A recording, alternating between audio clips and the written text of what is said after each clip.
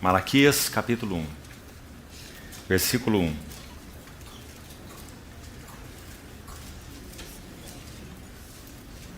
Sentença pronunciada pelo Senhor contra Israel por intermédio de Malaquias. Eu vos tenho amado, diz o Senhor. Mas vós dizeis, em que nos tem amado? Não foi Esaú irmão de Jacó, disse o Senhor. Todavia amei a Jacó. Capítulo 3, versículo 6. Porque eu, o Senhor, não mudo. Por isso vós, ó filhos de Jacó, não sois consumidos. Desde os dias de vossos pais vos desviastes dos meus estatutos e não os guardastes. Tornai-vos para mim, e eu me tornarei para vós outros, diz o Senhor dos Exércitos. Mas vós dizeis, em que havemos de tornar? Roubará o homem a Deus? Todavia vós me roubais, e dizeis, em que te roubamos? Os dízimos e nas ofertas. Com maldição sois amaldiçoados, porque a mim me roubais, vós, a nação toda. Trazei todos os dízimos à casa do tesouro, para que haja mantimento na minha casa, e provai-me nisto, diz o Senhor dos Exércitos. Se eu não vos abrir as janelas do céu, e não derramar sobre vós bênção sem medida. Verso 16. Então os que temiam ao Senhor falavam uns aos outros. O Senhor atentava e ouvia. Havia um memorial escrito diante dele para os que temem ao Senhor e para os que se lembram do seu nome. Eles serão para mim particular tesouro naquele dia que prepararei, diz o Senhor dos Exércitos. Poupá-los-ei como um homem poupa a seu filho que o serve. Então vereis outra vez a diferença entre o justo e o perverso, entre o que serve a Deus e o que não o serve. Senhor, entregamos a Ti a Tua palavra lida. Suplicamos mais uma vez a habilitação do Teu bendito Espírito Santo, para que Tua palavra possa ser realmente entendida por nós, guardada em nossos corações, aplicada em nossas vidas, tanto individual quanto coletivamente. Esperamos em Ti toda a provisão para essa comunhão em torno de Ti mesmo e de Tua palavra. Em nome de Jesus te pedimos. Amém.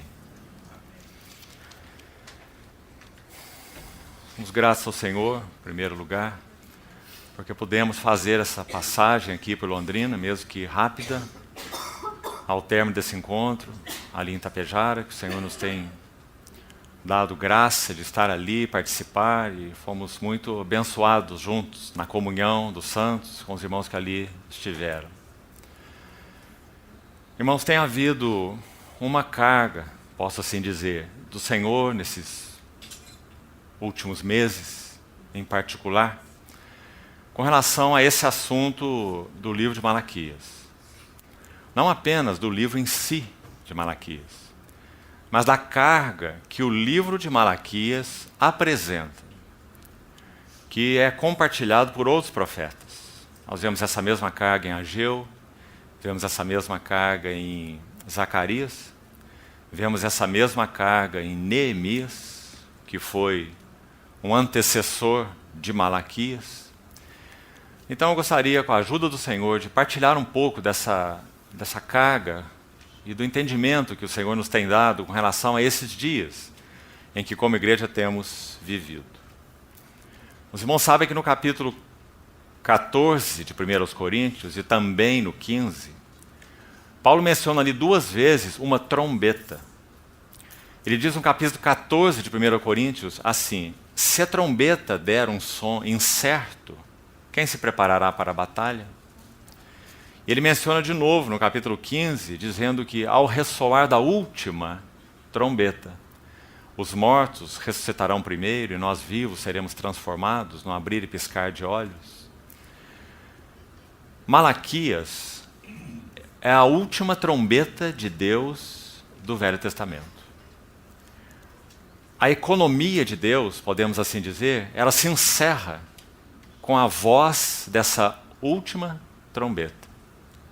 Irmãos, é interessante que quando nós olhamos o sentido da última trombeta do Velho Testamento com a última trombeta do Novo Testamento, nós vemos que elas têm uma correspondência impressionante. Quando essa última trombeta do Velho Testamento, Malaquias, soou, o povo estava em apostasia. Há basicamente duas coisas que fizeram com que o fardo do Senhor fosse expresso através de Malaquias. Dois assuntos principais. Nos primeiros 2 capítulos, o Senhor vai dizer que tinha algo contra Israel por causa de seu formalismo. Um formalismo religioso. Eles estavam fazendo tudo o que a lei ordenava que fosse feito. E oferecendo todos os sacrifícios que a lei requeria. Mas havia algo de perversidade, que estava na contramão do que o coração do Senhor requeria, mas que o povo não via e nem entendia o veredito de Deus a respeito deles. Essa é uma situação grave. Receber o veredito de Deus sobre nós é algo bendito, irmãos. Nós, como cristãos, já deveríamos há muito ter compreendido que o juízo de Deus é bênção na sua casa. Por quê? Ora, nosso Senhor Jesus disse assim, que aquele que nele crê não entra em juízo, mas já passou da morte para a vida. E é claro que isso se refere à condenação eterna. Não estamos em absoluto em um ambiente de juízo. Ao contrário, nós estamos em um ambiente de comunhão. Fomos tirados da atmosfera do juízo, passamos para a atmosfera da comunhão. Louvado seja o nosso Salvador. Mas, Pedro diz na sua epístola, 1 Pedro 4, porque a ocasião de começar o juízo pela casa de Deus é chegada. Ora, se há de vir por nós, que será daqueles que nem obedecem ao Evangelho? Então, nós precisamos desesperadamente de termos um panorama adequado do que significa a casa de Deus ser julgada. Porque é claro que ela não é julgada no que concerne a juízo eterno, no que concerne a decidir sua sorte. Já passamos da morte para a vida, ponto final, e assunto encerrado. As minhas ovelhas são minhas e ninguém as arrebata de minha mão. Eu lhes dou a vida eterna e jamais perecerão. Mas, amados, não muda em nada o fato, muito pelo contrário, nos coloca no ambiente, agora, salvos, em que Deus tem sua casa, seu lugar de habitação, seu templo.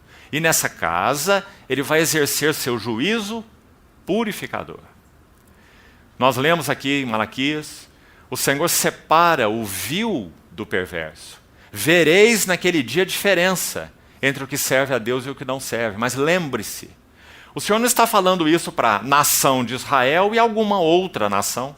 Ele está falando só para a nação de Israel. Só para o povo da aliança. Que eles veriam a diferença. Onde estaria essa diferença no caso deles? Entre eles mesmos. Então, irmãos, podemos dizer que o livro de Malaquias apresenta a igreja no tribunal de Deus. E isso então é muito importante para nós. Sabe, queridos irmãos, gostaria de encorajá-los fortemente a não fugirem desse assunto. Sabe por quê? Porque o Senhor já está e vai continuar julgando a sua casa. O Senhor já está na sua casa separando a palha do grão. Esse é seu serviço. Por quê? Porque o Senhor deseja uma plena, simples, bendita, gloriosa expressão de si mesmo na sua casa. E para que ele possa alcançar o que ele deseja, para a satisfação de seu coração, em primeiro lugar, para a nossa plena realização, em segundo lugar. O que poderia nos realizar e nos satisfazer, senão a realização e a satisfação de Deus mesmo. Nós somos habitados pelo Espírito de Deus. Não temos mais lugar no mundo. Eles não são do mundo, orou o nosso Senhor. Da mesma maneira que eu também não sou. São palavras maravilhosas para nós. Então o Senhor se apresenta à sua casa nessa qualidade, não é para decidir o destino dela. Nosso destino já foi decidido há 2.000 anos atrás. Mas o Senhor é aquele, conforme palavras de Malaquias 3, que tem a potassa dos lavandeiros para alvejar o vestido. Compreende a linguagem? E ele é o refinador da prata e do ouro. E ele diz, eu refinarei o meu povo. Tão claras as palavras de Malaquias quando colocadas junto com as de Pedro. E estamos fazendo isso para que nós não achemos que esses são assuntos do Velho Testamento. Ah, Malaquias, eu li do Velho Testamento, já estamos no Novo Testamento, somos da graça, somos... Cuidado, irmão. Porque Pedro vai dizer, 1 Pedro 4,17, a ocasião de começar o juízo pela casa de Deus é chegada. E se há de vir por nós, então os que não obedecem o Evangelho, que será deles? Pedro pergunta. Então, queridos, penso que nós estamos, sim, com uma necessidade extrema, nesses dias tão desafiadores que nós vivemos. Ou não são desafiadores? São desafiadores. Daniel 7, 25, já compartilhamos em outra instância, fala sobre um período do reinado desse último governante mundial que se revelará. Se nós vamos vê-lo ou não, nós não sabemos. E nunca saberemos. Nós não o aguardamos. Nós aguardamos nosso Cristo bendito. E para Ele temos nosso Maranata. Mas se o Senhor não nos levar a Ele, brevemente, possivelmente nós passemos por esse período terrível. E Daniel 7,25 descreve esse período assim, Ele magoará os santos do Altíssimo. E a palavra ali, para magoar, é interessante, é uma palavra aramaica. Daniel marca um ponto de transição no povo de Deus, da velha aliança, interessante. Até Daniel, o povo só sabia hebraico. Depois de Daniel, o povo esqueceu o hebraico e só sabia aramaico. Por isso, a metade do livro de Daniel é escrito em hebraico, a outra metade em aramaica. Muito interessante. Então, quando esse versículo em Daniel 7,25 foi escrito, o texto ali é aramaico. E essa palavra afligirá, ela é muito particular. Ela significa um desgaste mental, um esgotamento mental. Ele pressionará os santos do Altíssimo. Por quê? Porque ele quer macular, turvar, encobrir o testemunho de Cristo. Estritamente falando, não é por causa dos santos do Altíssimo, é por causa do Santo do Altíssimo, que está em nós, que é nosso e nós dele. Compreende, irmão? Então, graças ao Senhor, porque nós somos o povo que está exposto ao seu juízo, porque é juízo da casa, é juízo familiar, bendito seja o nosso Senhor. É juízo em que o lavandeiro pega a sua potassa para lavar nossos vestidos, e é o juízo em que o ourives pega o seu maçarico para apurar o ouro. Pedro também falou disso. Para que vossa fé, muito mais preciosa que um ouro perecível, redunde em louvor, glória e honra na revelação de Jesus Cristo. Não são essas palavras dele? Que bênção, irmão. Então vamos agradecer ao Senhor não apenas pela comunhão, pela vida, pelo Espírito, pela salvação, mas vamos agradecer ao Senhor pelos seus juízos. Você lembra o salmista fazendo isso? Verdadeiros são os seus juízos. A lei do Senhor é perfeita e restaura a alma, o testemunho do Senhor é fiel e dá sabedoria aos simples. Os juízos do Senhor são verdadeiros e todos igualmente justos. São mais desejáveis do que o ouro depurado e mais doces do que o mel e o destilar dos favos. Não é precioso? Precisamos orar pelos juízos de Deus, dizendo, Senhor, julga a tua casa. Passa a tua potassa nas nossas vestes, lavandeiro divino, e refina o ouro e a prata que o Senhor já depositou nos nossos corações. Então, irmãos, Malaquias, o nome Malaquias significa meu anjo. Anjo, mensageiro. Meu mensageiro. Interessante que alguns irmãos nossos, Orígenes, por exemplo, sabe o que Orígenes dizia? Que Malaquias é um anjo. Mas realmente Orígenes está enganado. Malaquias não é um anjo. Malaquias é um personagem histórico. Mas talvez por causa do seu nome, Orígenes achava que ele era um anjo. Sabe o que Jerônimo disse, o tradutor da Vulgata latina, da palavra do hebraico para o latim, um homem de Deus, estudioso das Escrituras. Jerônimo e também João Calvino, grande Calvino, tão conhecido. Eles achavam que Malaquias era um pseudônimo de Esdras. Mas eles também estão enganados. A grande maioria dos estudiosos, e claro, temos que concordar com eles, concordam que Malaquias é um personagem histórico, um homem, um profeta, que viveu e ministrou como última trombeta do Velho Testamento. E interessante para você ver a conexão. Quando ele termina seu livro, preste atenção, tão pequeno livro que você já tem aberto todo aí na sua frente. São 4 capítulos, 2 folhazinhas. Se você observar o final do livro de Malaquias, o capítulo 4, ele vai dizer assim: eis que eu vos envio o profeta Elias, antes que venha o grande e terrível dia do Senhor. Irmãos, essa é uma profecia que tem um cumprimento próximo e um cumprimento distante. O cumprimento próximo, o nosso Senhor já nos mostrou qual é. Quando João Batista veio como precursor, o que o nosso Senhor Jesus disse? Que ele tinha vindo no espírito e no poder de Elias. Por quê? Porque Elias viveu um tempo de apostasia, em que o povo de Deus, o povo da aliança, estava apostatando, abandonando o Senhor, indiferente para com o Senhor. Então, o que Elias fez no meio daquele povo? Chamou o povo para arrependimento. E esse ciclo de apostasia e arrependimento, irmão, ele é a marca distintiva do povo de Deus no Velho Testamento. Não há nada que defina melhor o povo do Velho Testamento do que essas 2 palavras. Infelizmente. Apostasia, desvio dos caminhos do Senhor e arrependimento. Só no livro de Juízes nós temos isso 12 vezes. Em um livro.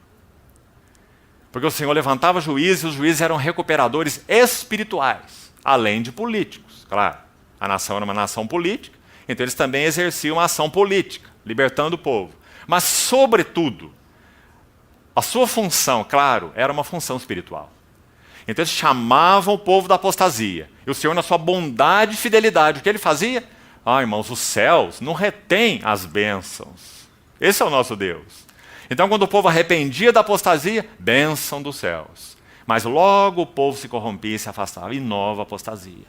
Então o Senhor retirava a chuva, o Senhor impedia que eles tivessem as bênçãos naturais, que os irmãos sabem muito bem, e não tinha o vinho, e não tinha o azeite, e não tinha o cereal. Lembra de Ageu?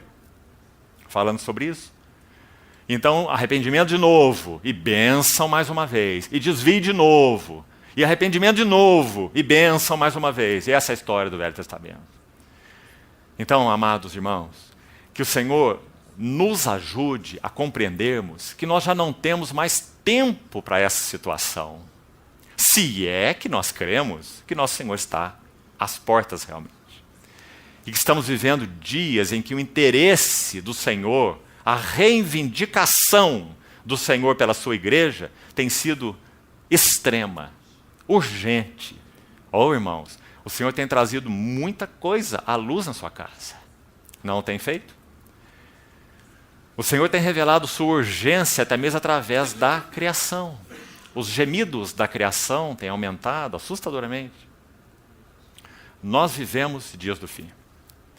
A casa de Deus, a família de Deus, está exposta, sem dúvida alguma, a um ambiente de fechamento desse assunto ligado à era da igreja, ou à era da graça. Então, se nós não formos a última geração, nós estamos perto dela. Então é claro que o Senhor nos ajude, como Assembleia, a abrirmos nossos ouvidos, para ouvirmos o que essa última trombeta tem a nos dizer. Então, quando Malaquias diz, o Senhor diz através de Malaquias, que ele enviaria o profeta Elias, observe bem, antes que venha o grande e terrível dia do Senhor. A pergunta é, quando o Verbo se fez carne, a primeira vinda do Senhor, em qualquer sentido que seja, aquela vinda pode ser definida como um dia grande e terrível? O que você acha? Não. Eu não vim julgar o mundo, mas eu vim para salvá-lo, diz o nosso Senhor. Irmãos, aquele dia em nenhum sentido foi um dia grande e terrível. Porque dia grande e terrível fala de julgamento. Então Malaquias, no final do capítulo 4, ele fala de um dia que ainda hoje não veio. É o dia da vinda do Senhor para então julgar as nações. Agora, antes que o Senhor venha para julgar as nações, quem ele vai julgar? Seu povo. Porque o juízo há de começar pela casa de Deus, como Pedro diz. Então está bem claro isso. Então você vê que Malaquias está mencionando a segunda vinda de Cristo. Então aí nós temos uma união imediata entre a trombeta última do Velho Testamento e a trombeta última do Novo Testamento, que anuncia a vinda do Senhor e que os reinos do mundo se tornaram do Senhor e do seu Cristo. Não é? Mas então, tendo isso apenas como pano de fundo, esse não é nosso interesse imediato. Agora que vamos entrar no nosso interesse imediato. O que Malaquias tem para nos dizer? O que Malaquias tem a dizer para a igreja? O livro de Malaquias realmente é um tribunal muito interessante. Até o capítulo 3 final. Os 3 capítulos primeiros, curtos, objetivos. Sabe o que nós temos ali? 8 audiências. Se há algum advogado aqui, estude Malaquias para você ver que interessante esse livro. E sabe como é que essas audiências funcionam? O Senhor faz uma colocação, os réus, que seria o povo, os culpados, fazem uma réplica, e o Senhor faz uma tréplica. O livro todo é assim. São 8 audiências. Então o capítulo 4 dá um veredito. O veredito do juiz. É um veredito maravilhoso, tremendo, assustador por um lado, cheio de bondade, de graça por outro lado, porque é o Senhor julgando sua casa. E nós vamos, com a ajuda do Senhor daqui a pouco, chegarmos lá nesse veredito. Mas precisamos examinar um pouco qual foi a nota dessa última trombeta. Malaquias. Então, irmãos, em primeiro lugar, vendo o livro de modo mais geral primeiro, os 2 primeiros capítulos, Malaquias vai falar de pecado. E em particular de um pecado. E esse pecado é o formalismo. Se quiser, vamos chamar de religiosidade. É estarmos fazendo as coisas de Deus, reunindo em nome de Deus, cantando para Deus, dizendo que servimos a Deus, mas Deus não está satisfeito. Deus não está agradado. Seu coração não está agradado. Nós não temos tempo de muitos detalhes, mas eu te dou as referências. No capítulo 1, a partir do versículo 6. Se você ler, o Senhor vai dizer assim: vocês me oferecem o cego, mas vocês têm o sadio no seu rebanho. Vocês me oferecem o aleijado, mas vocês têm o são no seu rebanho. Aí sabe o que ele fala? Apresenta o aleijado e o cego para o teu governador. O Senhor diz assim para eles. E vamos ver se ele ficará satisfeito com vocês. O que o Senhor quer dizer para eles? Vocês não reconhecem minha majestade. Então o Senhor, através de Malaquias, questiona o povo em 3 assuntos. O primeiro, seu amor. O povo questionava em primeiro lugar seu amor. Você viu, nós lemos na introdução, capítulo 1, versículo 2. Em que nos tem amado? O Senhor diz, eu vos tenho amado. E o povo pergunta, em que nos tem amado? Eles questionam o amor de Deus. No capítulo 1 ainda, final, e os últimos versículos do capítulo 1, versículos de 6 a 8 do capítulo 1, e últimos versículos também do capítulo 1, 13 e 14. Você vai ver que eles questionam a majestade de Deus.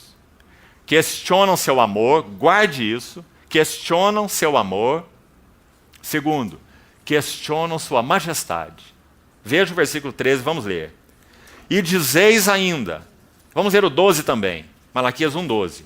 Mas vós o profanais quando dizeis, a mesa do Senhor é imunda, e o que nela se oferece, isto é, a sua comida, é desprezível.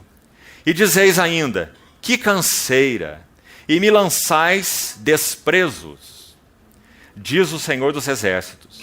Vós ofereceis o dilacerado, o coxo, o enfermo, e assim fazeis a vossa oferta. Aceitaria eu isso da vossa mão? Diz o Senhor.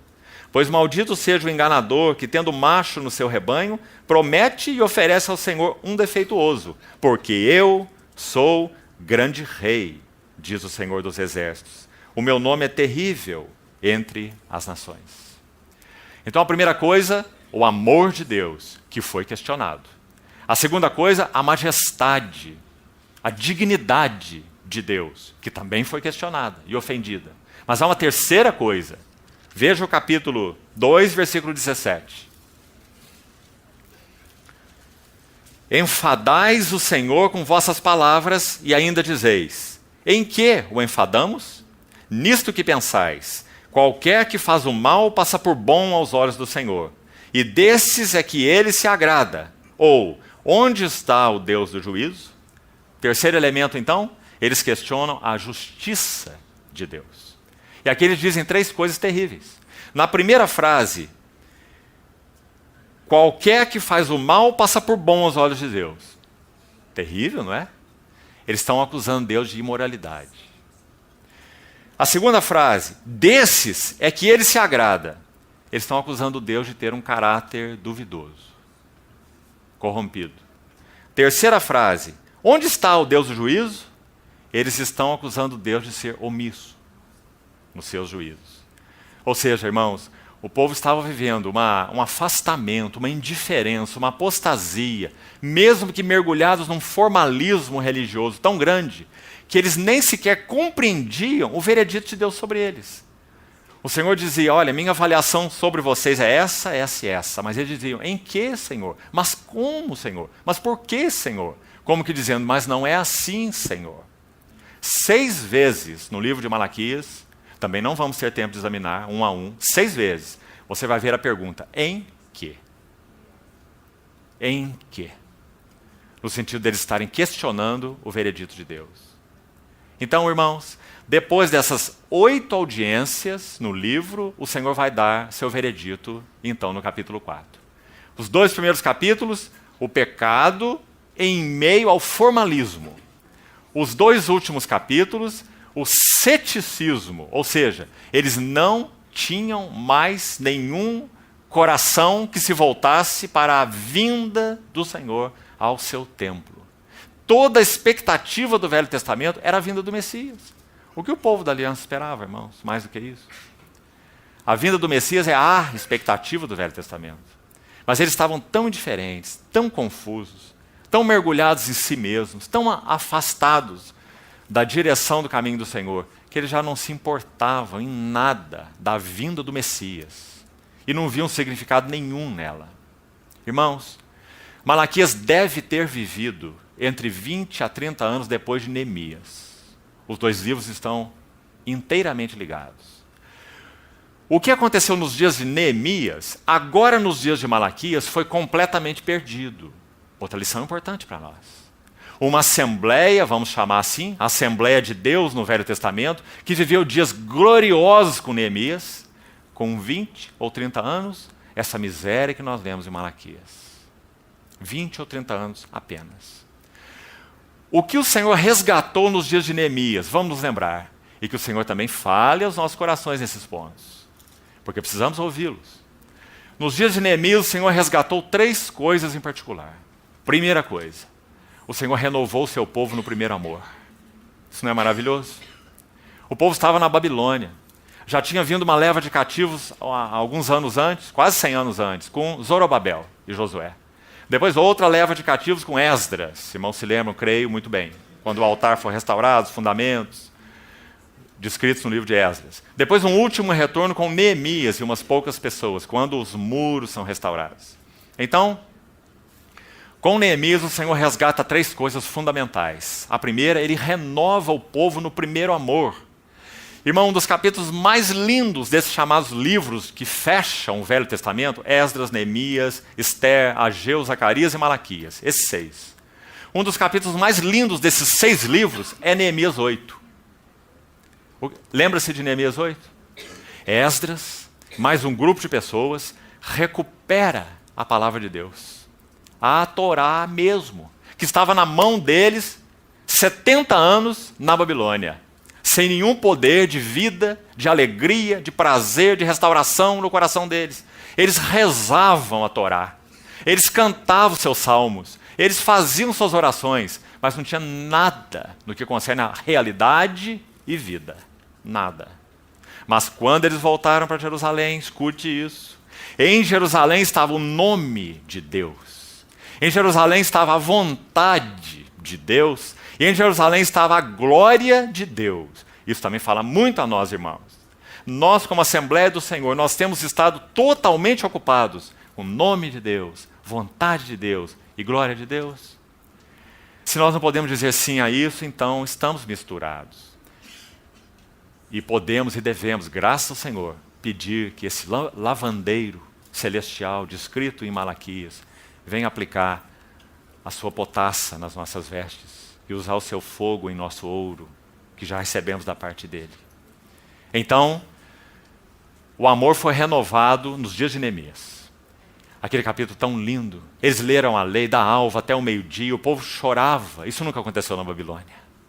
Mas agora estavam ligados com o nome de Deus. Os interesses dele eram os interesses de Deus. O nome de Deus, a vontade de Deus, a glória de Deus.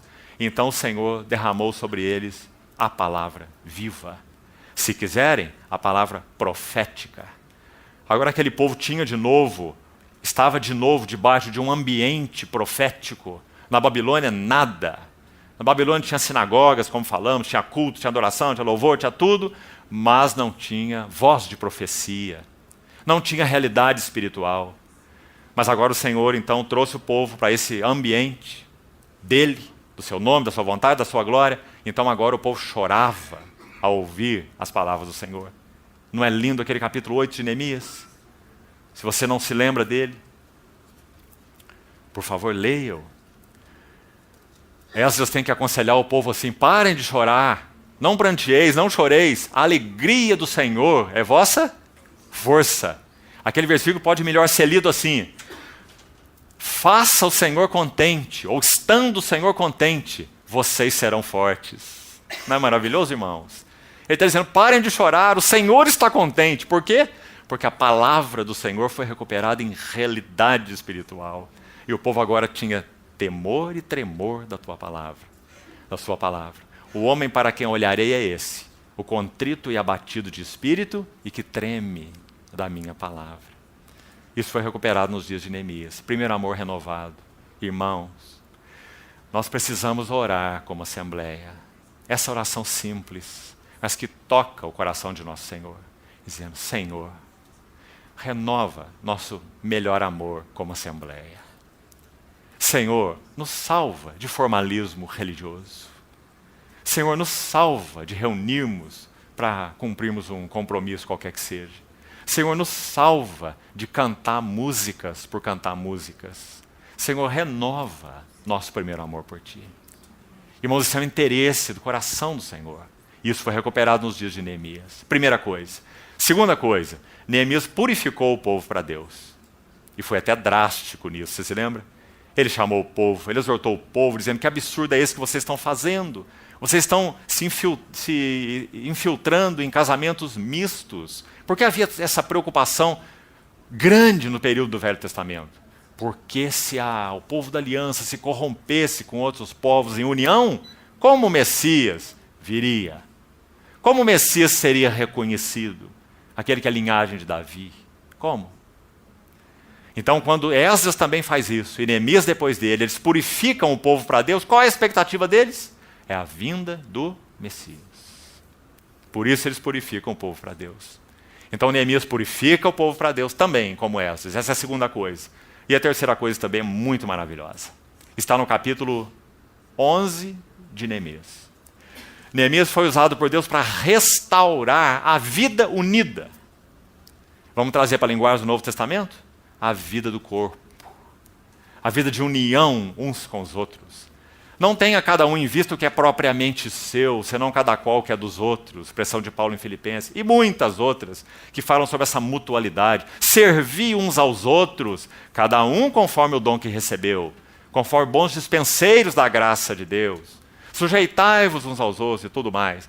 Então, nos dias de Neemias, a vida unida foi restaurada. Como? 1 em cada 10 lançaram sortes em Israel para que aquelas famílias que vieram do cativeiro e estavam habitando em outras cidades, e Jerusalém era uma cidade pobre de habitantes nessa época. Então eles lançaram sortes nessas cidades para que 1 em 10 se mudasse para Jerusalém. Para quê? Para que a vida do centro de adoração, para que a vida do centro de culto fosse fortalecida. Isso na linguagem do Novo Testamento chama restauração da vida do corpo, ou restauração da vida unida. Gloriosos os dias de Neemias. Mas agora os 20 ou 30 anos se passaram, a página foi virada, o primeiro amor acabou, a pureza do povo acabou e a vida unida acabou. Então o Senhor usa Neemias nos seus dias para resgatar essas três coisas, e o Senhor usa Malaquias nos seus dias para repreender o povo pela falta dessas três coisas. Ainda antes de irmos ao veredito, queria que os irmãos olhassem, por favor, no capítulo 3. Capítulo 3 diz assim, verso 1. Eis que eu envio o meu mensageiro, que preparará o caminho diante de mim. De repente virá, escute bem, ao seu templo. Por quê? O juízo há de começar pela casa de Deus. De repente virá ao seu templo o Senhor, a quem vós buscais, o anjo da aliança. Nós sabemos que essa expressão se refere a Cristo. Por isso esse anjo foi colocado aí com A maiúsculo, e o anjo da aliança é sempre Cristo, nas páginas do Velho Testamento. Então virá o anjo da aliança a quem vós desejais. Eis que ele vem, diz o Senhor dos Exércitos. Mas veja, irmão, escute agora. Mas quem poderá suportar o dia da sua vinda? E quem pode subsistir quando ele aparecer? Porque ele é como o fogo do ourives e como a potassa dos lavandeiros. Assentar-se-á como derretedor e purificador de prata. Purificará os filhos de Levi e os refinará como ouro e como prata. E então eles trarão ao Senhor justas ofertas. Não é um texto maravilhoso? Mostrando que o Senhor vem ao seu templo para fazer esse trabalho que Pedro chamou de o juízo há de começar pela casa de Deus. Então Neemias está pedindo que o povo de Deus, o povo da aliança, se exponha aos juízos de Deus, se exponha ao veredito de Deus. Mas como falamos, eles ouvem 6 vezes essa decisão, esse ponto de vista, esse juízo de Deus a respeito deles, mas eles perguntam em quê, mas por quê, como assim? E não compreendem o juízo de Deus. Interessante essa figura do derretedor de prata. Eu creio que você já conhece sobre isso. Mas vamos recordar juntos. Quando o refinador de prata faz seu trabalho, ele toma a prata bruta, coloca lá no ambiente próprio, um cadinho normalmente. Chega o fogo na prata, então as impurezas da prata são tiradas. A prata nunca se consome, é prata. O que há em nós é prata, o que há em nós é ouro. O Senhor já nos deu seu Espírito, o Senhor já nos deu sua palavra. Mas nós somos prata misturada, ouro misturado. Então o Senhor coloca no seu cadinho, se assim nós queremos, se assim nós nos apresentamos. Porque o Senhor não nos empurra para dentro de seu cadinho. Apresenteis os vossos corpos como sacrifício vivo, santo e agradável a Deus, para que então ele faça seu trabalho. Então ele chega ali, o purificador, o refinador da prata e do ouro, ele chega o seu maçarico e começa o trabalho. Um trabalho delicado, não é? Ele tem que regular aquele fogo na altura adequada. Mais fogo, menos fogo. Só essa mão pode fazer isso, né? Nosso Senhor. Agora é a hora de um pouco mais de fogo. Agora eu posso tirar um pouco mais de fogo. Paulo vai dizer assim em Coríntios: não vos sobreveio uma provação que não fosse humana. Deus é fiel, Ele segura o maçarico. Ele não permitirá que sejais provados além das vossas forças. Mas juntamente com essa provação vos dará livramento para que a possais suportar. Sabe em que contexto isso foi escrito? 1 Coríntios 10, 13. Apostasia. Quando o povo tinha saído do Egito, caiu em imoralidade, puseram o Senhor à prova. Lembra-se? 1 Coríntios 10. Então, esse é o desejo do Senhor para com a sua casa. Por isso ele se apresenta assim, como um refinador. Agora, à medida que o refinador vai fazendo o seu trabalho, qual é a hora que a prata está no ponto certo? Quando o refinador pode ver o seu rosto refletido na prata. O que o Senhor está fazendo em nós? O que Ele busca em nós? Seu filho. Meus filhos, por quem eu sofro dores de parto, até que Cristo seja plenamente formado em vós. 7 cartas para 7 igrejas do Apocalipse. O que o Senhor está buscando nas suas igrejas? A luz. Porque Ele é a luz. As igrejas não são a luz. As igrejas são os candeeiros. Então o que ele busca, o sacerdote, é fazer o seu trabalho com a espevitadeira para manter aquele pavio aceso. Um candeeiro no escuro não serve para nada. Ele não tem luz. Então o Senhor é amor, ele busca amor em Éfeso. O Senhor é fidelidade, busca fidelidade em Esmirna. O Senhor é santo, busca santidade em Pérgamo. O Senhor é sujeito, submisso, busca submissão em Tiatira. O Senhor é vida, então ele busca vida em Sardes, que tem nome de que vive, mas estava morto. O Senhor é aquele que é fiel e persevera, então ele busca perseverança em Filadélfia. E o Senhor é aquele que é a realidade, então ele busca a realidade em Laodiceia, que achava que tinha realidade, mas era morna, cega, pobre, nu, e também não tinha avaliação adequada sobre si mesmo. Então o Senhor Jesus não busca nada na igreja que ele não seja para a igreja, porque ele é justo, irmãos. Você se lembra aquela parábola linda do servo que recebeu os talentos? Quando o Senhor volta para ajustar as contas, você se lembra? Aquele que recebeu o talento e guardou no seu lenço, interessante aquela figura. Lenço é para limpar suor. Ao invés de negociar o seu talento por amor ao seu Senhor, servindo o seu Senhor, ele guarda o talento no seu lenço e coloca lá no bolso. Quando o Senhor chega, ele vai dizer, eu guardei aqui, bem cuidado do teu talento, toma aqui o que é teu. E o Senhor diz, servo mau. E aí ele vai explicar a sua avaliação, esse servo, a sua avaliação do seu Senhor. E ele fala assim, eu guardei esse talento com muito cuidado, porque eu sabia que o Senhor é um homem severo, que vai colher onde não semeastes. Mas, irmão, esse nunca é o nosso Senhor. Nosso Senhor nunca busca colheita onde Ele não semeou. É porque nós somos dEle. É porque Ele nos deu o seu Espírito. Aquele que nos deu o seu próprio Filho não nos dará graciosamente com Ele todas as coisas. Nós temos nele todos os recursos. Nós temos o Espírito Santo. É o Espírito de sabedoria, é o Espírito de revelação, é o Espírito de graça, é o Espírito de poder, é o Espírito de santidade. O que nós não temos, irmãos? Então o Senhor vem buscar em nós aquilo que Ele é, e somente o que Ele é. Mas para que Ele encontre aquilo que Ele é, Ele precisa chegar ao seu maçarico, para nos purificar do que nós somos. Então assim que Malaquias apresenta Deus para o seu povo.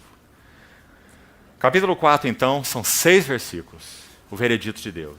O final do capítulo 3, precisamos nos lembrar juntos, para exortação e para suporte, encorajamento dos nossos corações. Uma linda passagem que já lemos, a partir do verso 16 do capítulo 3. Depois do Senhor, então, falar sobre esse formalismo, essa perversidade, essa apostasia, veja, irmãos, Ele sabe que no seu coração há um remanescente. Ele sabe que pelo seu amor, graça e misericórdia, um remanescente responderá. Será conservado fiel. Deus sempre teve um remanescente. Então o livro vai terminar com esse encorajamento maravilhoso para nós. Ele vai dizer assim, então, os que temiam.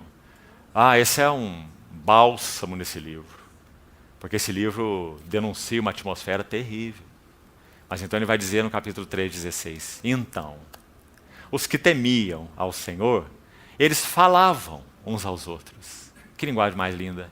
E o Senhor atentava e ouvia. Acho que numa outra ocasião juntos, nós já explicamos o sentido desse texto para os irmãos. Essas palavras tão bonitas na língua original. Significa um pai que está vendo seu filhinho brincando, e ele está fazendo lá alguma atividade do seu interesse, concentrado, mas ele viu o seu filho ali fazendo algo que o chamou muita atenção. Então ele fecha o seu livro, volta a atenção para o seu filho, debruça-se assim e dá toda a atenção ali para aquele filhozinho que está fazendo algo que chamou sua atenção, agradou seu coração, atraiu, essa é a linguagem usada aqui. Aqueles que temiam ao Senhor falavam uns aos outros, e eles falavam uns aos outros de tal maneira que fazia o Senhor se debruçar, parar, para atentar e ouvir. Aí o texto continua assim. Havia um memorial escrito diante dele, para os que temem ao Senhor e para os que se lembram do seu nome. Então o verso 16 diz, os que temiam ao Senhor, O verso ainda 16 final diz: temem ao Senhor de novo e se lembram do seu nome. Sabe o que isso significa? O que eles falavam uns aos outros, esses que temiam o Senhor, era sobre o nome do Senhor. O Senhor era seu assunto. Eles se lembravam de seu nome. Falavam de sua glória, falavam de sua beleza, falavam de sua graça, falavam de seu amor, falavam das suas advertências, respondiam com seus corações. Eles se lembravam do seu nome. Que o Senhor disse que faria com eles agora. A réplica de Deus para esse povo: eles serão para mim. Que palavras também preciosas, irmãos. Que o Espírito Santo as desperte em nosso coração. Irmãos, o que nós estamos fazendo nesses dias que antecedem a vinda do nosso Senhor? Onde está nosso coração? Onde nós estamos aplicados? Sim, vamos trabalhar, vamos criar filhos, vamos pagar conta, mas onde está o nosso coração? Para quem temos vivido? A quem temos servido? Então, eles serão para mim um tesouro particular naquele dia que eu prepararei. Sem dúvida, esse dia se refere ao dia que Malaquias descreve no final do livro. É o dia grande, terrível do Senhor. Naquele dia que eu prepararei, eu os separarei para mim. E eu os pouparei como um homem poupa seu filho que o serve. Então vereis outra vez a diferença entre o justo e o perverso, entre o que serve a Deus e o que não serve. E agora então esse veredito final, tão impressionante, por um lado tão terrível, por outro lado tão lindo. Vamos ver isso juntos, antes de concluirmos. Primeiro, versículo 1 do capítulo 4. Pois eis que vem o dia, e arde como fornalha. Todos os soberbos e todos que cometem perversidade serão como restolho. Oh, irmãos, graças ao Senhor nós pertencemos a Cristo, nós somos dele. Porque sabe o que diz o livro do Apocalipse? Que quando, no momento oportuno, definido, desse processo final que culminará na vinda do Senhor, quando esse cordeiro aparecer, haverá um tempo em que ricos e poderosos, preste atenção, escute bem, soberbos, ricos, poderosos, dirão aos montes: caiam sobre nós e nos escondam da face desse cordeiro. Irmãos, não é terrível? Você crê na Bíblia? Você tem certeza que esse dia vai ser assim? Mas nós somos o povo do cordeiro. Nós vemos a face dele hoje. E nós não oramos: esconda-nos da face do cordeiro. Nós oramos: Senhor, mostra-nos a tua face. O Salmo 80, 3 vezes tem essa oração maravilhosa. 3 vezes no Salmo 80. Salmo 80, que salmo, irmão? Aquele salmo, um dos versos diz assim: restaura-nos. 3 vezes no salmo diz: restaura-nos, ó Senhor dos exércitos. Faze resplandecer o seu rosto e seremos salvos. Olha do céu, vê e visita esta vinha. Irmãos, essa tem que ser nossa oração, irmãos. Nós não podemos nos acomodar como estamos. Precisamos orar corporativamente essa oração. Por favor, considere isso, irmãos. Assembleia do Senhor. Orarmos juntos. Olha do céu, Senhor. Vê e visita essa vinha. Para que o Senhor possa nos levar a mais. Se Ele nos tem abençoado no serviço, que haja mais desse serviço agradável a Ele. Se Ele tem nos abençoado na mesa dEle, que haja mais no que concerne a mesa dEle. E que cada um de nós seja realmente, se prontifique a ser a resposta por aquilo pelo que oramos. Esse é um dos nossos grandes problemas. Nós queremos orar, mas para que os outros façam. Nós queremos orar para que os outros sirvam. Se nós não estivermos prontos a ser a resposta para aquilo que nós oramos, nós não devíamos nem orar. Então que o Senhor nos ajude nisso. E que sejamos sacerdotes fiéis na casa de Deus. Cada um conforme a porção que tem recebido. Ah, irmãos, que privilégio nós temos de ser igreja do Senhor. Então, vem o dia. Arde como fornalha. Todos os soberbos, todos que cometem perversidade serão como restolhos. Sim, assim será. E esse dia está breve a chegar. O dia que vem os abrasará, diz o Senhor dos Exércitos, de sorte que não lhes deixará nem raiz e nem ramo. Mas agora vamos escutar. Bem, esses versos são para nós, de 2 a 6.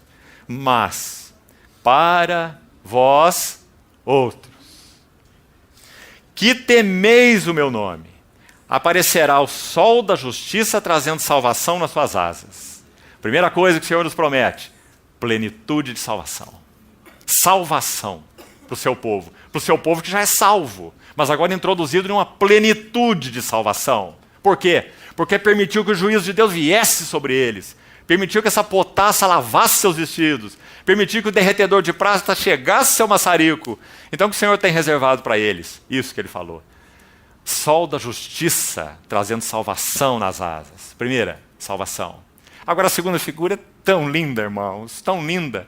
Diz assim, escute, saireis e saltareis como bezerros soltos da estrebaria. Não é maravilhoso? Você já viu o bezerro solto da estrebaria? Depois de ficar confinado o dia todo? Acho que muitos aqui já viram, né? Aqui é uma região bem pecuária. Que lindo que é. Aquele besouro que salta, apoia nas patas da frente, dá coice com as patas de trás, não é? Um bezerro solto da estrebaria. Que linguagem é essa? Liberdade. Plena liberdade. Romanos 8 diz assim, ardente expectativa da criação, aguarda a revelação da glória dos filhos de Deus. Nós seremos introduzidos em plena libertação quando da vinda de nosso Senhor Jesus. E nosso coração hoje se dispõe diante dele, como casa dele, para que nós possamos ser purificados como prata. Para que então nós possamos experimentar, entrar na plenitude dessa liberdade quando nosso Senhor Jesus voltar. Porque, irmãos, não vamos entrar em nenhum detalhe, ficar fazendo especulação. Nós vamos considerar a palavra de Deus como verdadeira. Quando João escreve assim na sua primeira epístola, no capítulo 2. Permanecei nele, para que quando ele se manifestar, dele não vos afasteis envergonhados na sua vinda. Ou seja, essa é uma possibilidade real. Mas para que isso não ocorra conosco, disponhamos o nosso coração e peçamos ao Senhor, Senhor, visita a tua vinha. Senhor, julga a tua casa. Teus juízos são justos, teus juízos são verdadeiros. Teus juízos não são para a morte, teus juízos são para a vida. Teus juízos não são para nos lançar como um restolho no lixo. Teus juízos são para a purificação. Malaquias quis comunicar isso para o povo, mas o povo não entendeu. Mas louvado seja o Senhor. Havia um remanescente que entendeu. Então Malaquias vai falar agora é para eles. Para vós outros que temeis. Para vós outros que lembrais do meu nome. Para vós outros que falais uns aos outros. Eu estou ouvindo o que vocês estão falando. Eu estou escrevendo um memorial. Vocês são um particular tesouro para mim. Irmãos. Nós precisamos ouvir isso da parte do nosso Senhor. Esse é anelo do seu coração, que seja o nosso. Nós vivemos para quê? Para qual motivação? Muito bem, servo bom e fiel. Fosse fiel no pouco, no simples, no pequeno, mas sobre o muito, eu te colocarei. Entra no gozo. Para isso nós fomos chamados. Então a segunda linguagem, linda, o bezerro solto da estrebaria. Primeiro, salvação. Sol da justiça trazendo salvação. Segundo, liberdade plena. Bezerros soltos. Amados, por mais que amemos o Senhor, por mais que possamos andar no Espírito, nos alegrar em Cristo, nós ainda estamos presos. O dia do Senhor vem, em que nós seremos bezerros soltos. Saltarei de alegria. Em paz sereis guiados, diz Isaías. Os montes romperão em cânticos, e todas as árvores do campo aplaudirão. Serás como um jardim regado, e como manancial, cujas águas jamais faltam. Mas há uma terceira palavra, além de salvação, além de liberdade, veja o que ele diz. Ele diz assim no verso 3, escute. Pisareis os perversos, porque se farão como cinzas debaixo das plantas dos vossos pés naquele dia. Isso é vitória. Então o Senhor está falando sobre salvação, liberdade e vitória. Paulo não repetiu isso em Romanos 16, 20? O Deus da paz, em breve, esmagará Satanás debaixo dos vossos pés. Que promessa mais maravilhosa, irmãos. Esse é o nosso chamado como igreja, como casa de Deus. Mas há, sim, uma condição para que experimentemos isso em plenitude de realidade. Submetermos-nos hoje ao juízo santo, verdadeiro, justo, bondoso, gracioso de Deus sobre a sua família de filhos. Louvado seja o Senhor. Agora, terminando, os versos 4 a 6. Aqui nós temos mais 3 coisas. Então, primeiro o Senhor diz o que Ele vai trazer para os que o amam. O que Ele vai trazer para os que o temem. Salvação, liberdade, vitória. Agora, escute bem. Nos versos finais Ele vai dizer o que antecede a salvação, a liberdade e a vitória. Para que entremos aí na plenitude da salvação, na plenitude da liberdade, na plenitude da vitória. O que é necessário? O que antecede? Então vamos escutar com muita atenção. Número 1, verso 4. Lembrai-vos da lei de Moisés, meu servo, o qual vos prescreveu em Horebe. Estatutos e mandamentos. Ou seja, o que antecede a entrada nessas realidades maravilhosas é lembrai-vos da palavra do Senhor. Como foi nos dias de Zorobabel, como foi nos dias de Esdras, como foi nos dias de Neemias, dias de Ageu, dias de Zacarias, dias de Malaquias, a palavra de Deus é central. Nós precisamos de coração retornar às Escrituras antes da vinda do nosso Senhor. Não é apenas as Escrituras pregadas, graças a Deus pela pregação, graças a Deus pela palavra profética, mas é mais que isso. É retornarmos nosso coração à palavra de Deus, amando a palavra, desejando a palavra, sendo simples com a palavra. O salmista orava assim: minha alma, Senhor, está apegada ao pó. Você viu como ele se via? A fragilidade, as dificuldades, a tentação. Minha alma está apegada ao pó. Mas ele não para aí. Ele diz assim: vivifica-me pela tua palavra. Lâmpada para os meus pés é a tua palavra, luz para os meus caminhos. A palavra de Deus é viva, eficaz e penetra e sonda. A palavra. Habite ricamente em vós a palavra de Cristo. Se permanecerdes em mim, as minhas palavras permanecerem em vós. Quanta referência à palavra, o poder da palavra, a vida da palavra, a realidade da palavra. Oh, irmãos. Então, para que nós entremos na plenitude do que o Senhor tem para nós, primeiro, lembrai-vos da palavra. Guarde a palavra, ame a palavra, tema a palavra, trema diante da palavra. Deus não graceja conosco, de Deus não se torce o nariz, Gálatas 6, não se zomba, a palavra usada lá, torcer o nariz, como se pudesse gracejar com Deus. Irmãos, Ele é nosso Pai Santo, Ele nos ama, mas Ele é um Deus justo. Hebreus diz que Ele é um fogo consumidor, nós não vamos gracejar com Ele, não vamos conseguir. Mas nós podemos nos alegrar com Ele, mas não gracejar com Ele. Então a primeira coisa, lembrai-vos da palavra, amem a palavra, guardem a palavra, vivam da palavra. Nós nos lembrávamos pela manhã, quando juntos com irmãos ali em Tapejara, um dos versos talvez mais lindos sobre o que foi a vida humana do Senhor Jesus, seja o Salmo 40, os versículos de 6 a 8. Eles são repetidos porque se refere a Cristo, em Hebreus 10, versos de 5 a 7. E você conhece o texto. O texto diz assim: sacrifícios e ofertas não quiseste, antes um corpo me preparaste. Então eu disse aqui estou, no rolo do livro está escrito a meu respeito para fazer, ó Deus, a tua vontade. No Salmo 40, a linguagem do Salmo 40, que foi usada em Hebreus, diz assim: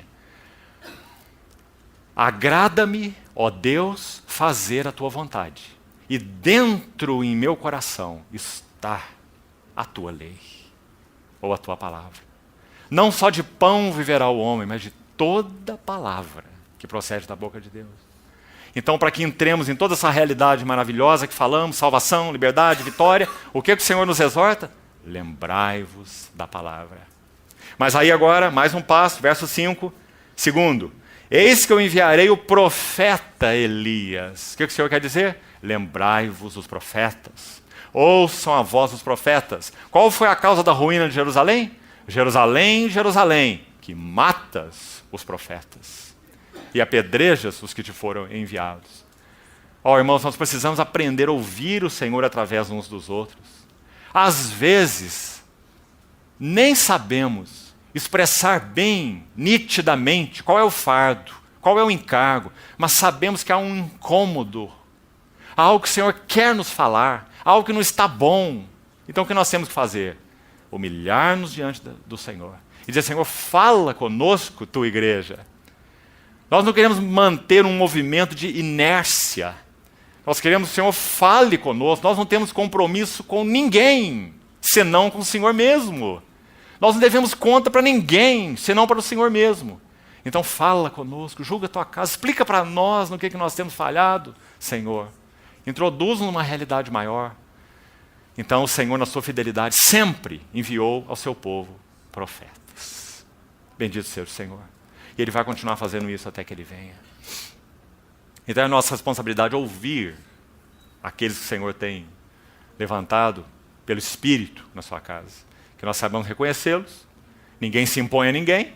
Ninguém reivindica nada. É só o falso profeta que reivindica a autoridade.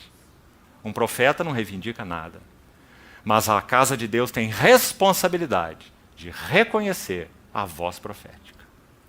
Então diz, eu vos enviarei o profeta Elias. Lembrai-vos da palavra, lembrai-vos dos profetas. E terceiro? O terceiro, então, irmãos, mexe conosco de uma forma tão incisiva. Porque ele vai dizer no verso 6, terminamos aqui. Ele converterá o coração dos pais aos filhos, e o coração dos filhos a seus pais, para que eu não venha e fira a terra com maldição.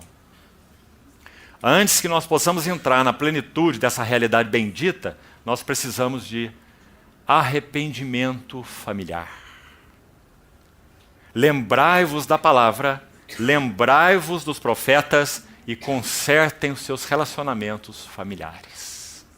Porque nós somos casa de Deus e nunca haverá um testemunho saudável de Deus se pais não forem convertidos a filhos e filhos convertidos a pais. E convertidos aqui é no sentido de um coração em uma só vida, em uma só mente, em harmonia, respondendo como casas à revelação que o Senhor nos tem dado. Os irmãos acham que pode ser diferente? Nossa casa é uma bagunça completa, o Espírito Santo ofendido, aí nós vamos para um local de reunião e o Senhor derrama as bênçãos do céu. Isso não é condizente com o caráter do Senhor. Ele ainda pode nos falar, e Ele fala. Ele ainda pode se manifestar, e Ele se manifesta. Graças a Deus por sua fidelidade. Mas isso é uma coisa. Fidelidade é uma coisa, satisfação é outra coisa. O Senhor sempre manterá a sua fidelidade para conosco, mas Ele busca a sua satisfação. Então lembrai-vos da palavra, lembrai-vos dos profetas e conversão relacional, para que eu não venha e fira a terra com maldição. Amados irmãos, que o Senhor mesmo fale ao nosso coração, que tenhamos condições esses dias de ouvir sua voz. Ele tem se apresentado para nós assim, é isso que Ele é. Aquelas igrejas do Apocalipse receberam, sim, reprovações severas. Lembrava-nos também juntos pela manhã, ainda hoje. A única igreja que recebeu em sua carta, literalmente escrito, literalmente, que o Senhor os amava, foi Laodiceia. Isso é impressionante. Claro que o Senhor amava Éfeso. Éfeso significa desejável. O Senhor falou que houve perda do primeiro amor ali. Claro que o Senhor os amava. E amava Esmirna, amava Tiatira, amava Pérgamo. O Senhor ama a sua igreja. Ele se entregou por ela. Laodiceia estava numa situação tão confusa, tão soberba, tão formalista, tão sem realidade. Mas o Senhor disse assim, eu estou à porta e bato. E se alguém ouvir a minha voz, eu entrarei. Qual a percepção que você tem?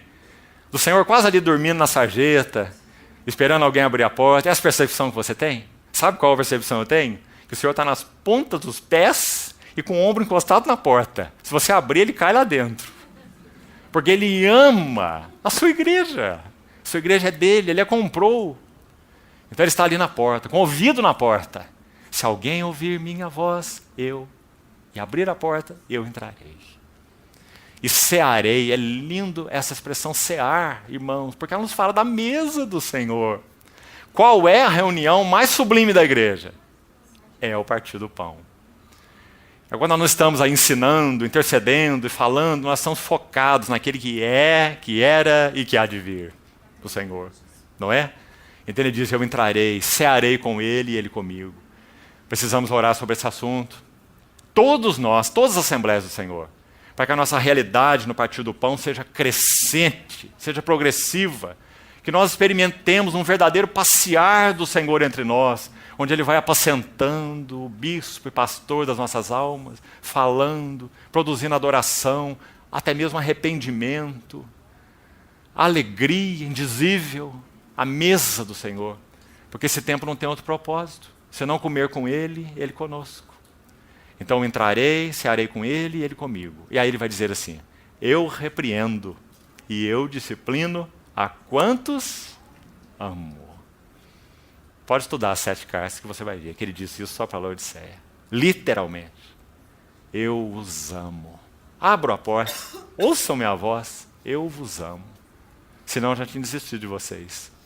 Mas eu repreendo e disciplino porque amo. Porque vocês não são bastardos. Porque vocês não são restolhos.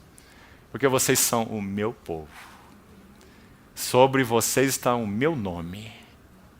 Ah, sim, irmãos, bendito seja o Senhor. Que Ele siga falando ao nosso coração. Vivemos dias de recuperação. Então que o Senhor encontre caminho em nós para recuperar o que satisfaz seu coração. Quanto a nós, plena realização. Uma dose de alegria do Senhor é capaz de estourar nosso peito. 1 minuto da presença do Senhor passeando no meio de nós nos satisfaz por 1 mês. Assim é o nosso Senhor. Nós precisamos que Ele se ponha no meio de nós, que Ele fale ao nosso coração, que nós derramemos diante dEle. Nós somos sua casa, irmãos. Que Ele nos ajude nisso. Vamos orar juntos. Seria melhor termos um pequeno tempo de oração corporativa, respondendo então ao Senhor conforme Ele nos conduzir, pelo seu Espírito. Vamos fazer isso juntos.